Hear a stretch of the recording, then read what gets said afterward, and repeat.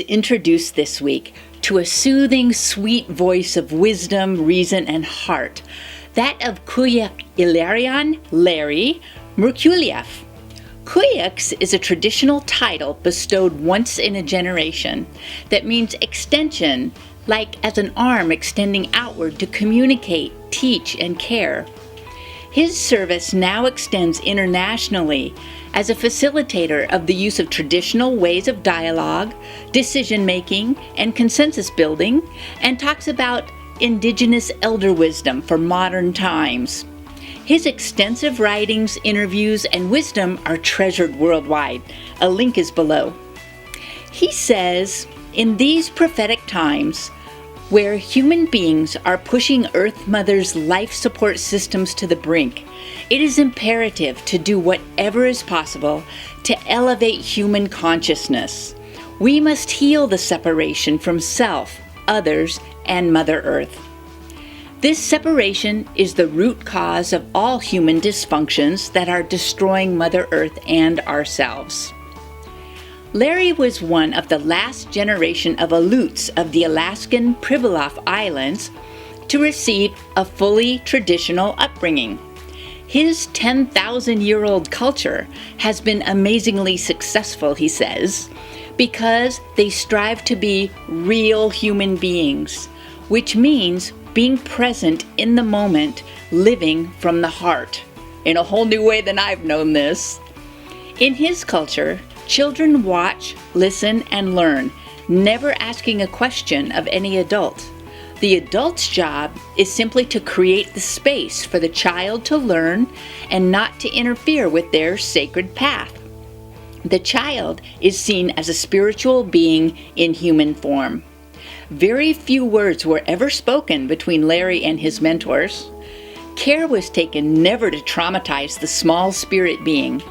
He was welcomed and treated like a son in every single household and was never scolded. He says that when someone is scolded, their heart closes up. They become defensive, and that creates layers that disconnect them from their hearts. As a small boy, he loved to watch the throngs of seabirds on his island, and he marveled at how the masses never touched a wing. He noticed they didn't think. They sensed. He would close his eyes for hours and not think, as a 6-year-old, and learned to sense instead. Hence, he developed spiritual connection and sensitivity to all life in ways we will never know. At age 9, he stole money from his grandpa to buy a toy airplane. His aunt, unaccusingly, asked him where he got that money. After confessing, she asked what he thought he should do. She wound up buying the plane for him, and he got nothing but praise from his grandfather when he returned the money.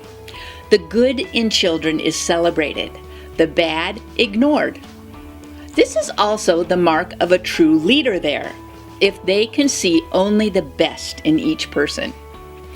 He tells an amazing story of wisdom, where deep and far-reaching disharmony developed among an election for prime chief among 56 villages.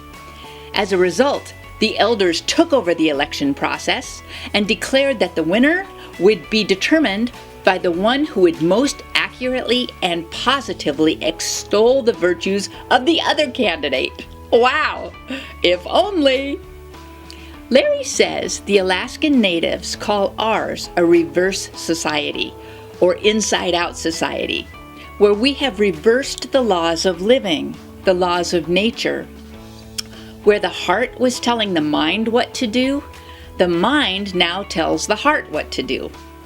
Today's reverse society honors youth and forgets the elders.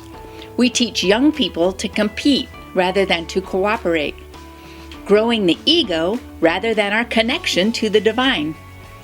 Reverse society honors the masculine and denigrates the feminine, when the feminine energy is the place of creation, of creativity, of birth. It is the home of all knowledge and all the laws of nature that govern the evolution of life. If and when women gather in sisterhood and heal the past traumas of the collective consciousness of women, which they can do in an instant, they can create a space for something new to be birthed, a world in harmony with all there is. Larry concludes that when we left our hearts, we separated from ourself, which in turn allowed us to separate from others and from Mother Earth. This disconnect is what has created the havoc and chaos around the world today. Hence the urgent need to elevate human consciousness, to reconnect to our hearts, so we can shine that divine.